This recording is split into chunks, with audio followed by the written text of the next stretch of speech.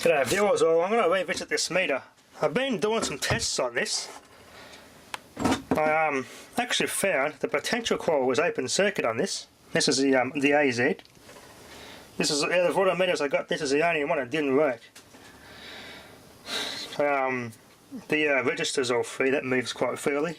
I did all that in the restoration video on this. This is from the early 1940s, 1944 this is from.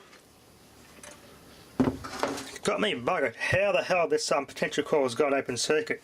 There's something bad must have happened. So this thing, some sort of, it wouldn't have been a power surge, must have been something that this must have got overvolted for quite some period of time for that to actually happen.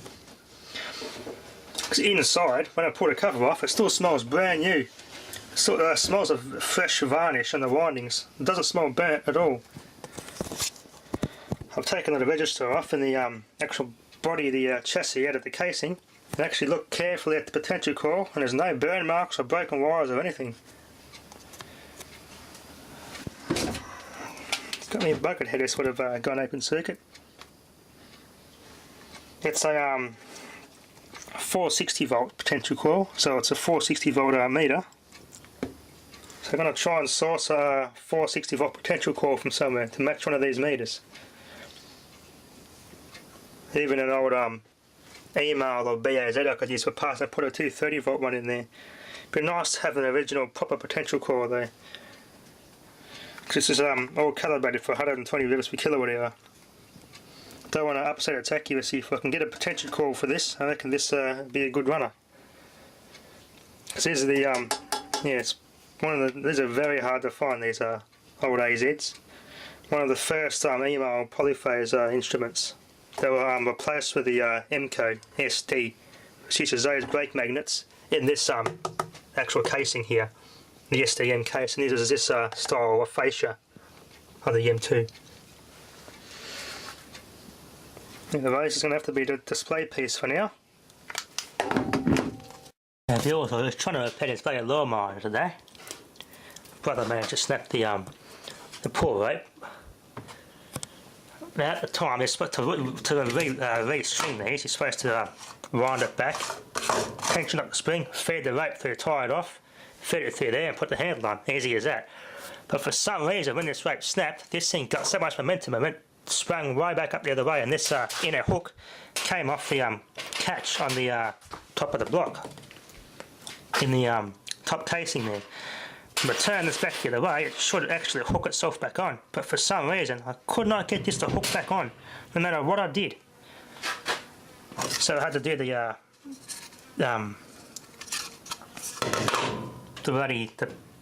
pickup job of taking the bloody thing off. There's only about 3 or 4 mil of the bolt out of the top here that's exposed. So I had to use a rattle gun and pull this bloody thing here off. And then hook that back on, and winding this bloody string was an absolute nightmare. I managed to get a successful wind about 3 or 4 times, but for some reason I got the rope through and it wouldn't retract properly. It kept catching on something. I couldn't figure out what the hell was going on. My brother had to go, yeah, he did the same thing, and it still had the same problem. Then we put it on the wrong way. Okay, we might have thought, okay, what's going on there? Maybe something's the wrong way. So we put the bloody spring on and managed to put the bloody thing on the wrong way. And we, I think when it retracted or when we pulled it, I'm not sure which way I went, but it caught and ripped that off and straightened that out and snapped the bloody standoff off this. So if I can get a new one of these, I'll be able to repair this. The spring's okay, I've managed to straighten that out alright.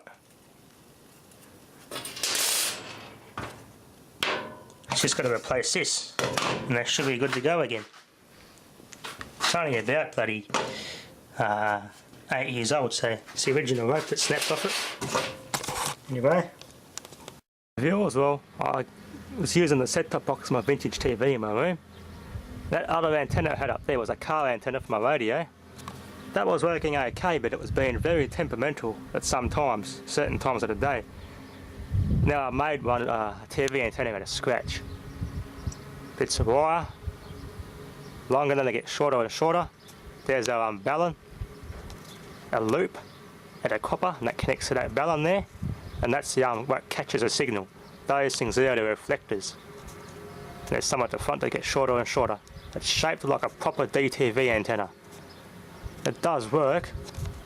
The only problem is I haven't got enough lead. I've got to get that up to the top of that pole as high as I can.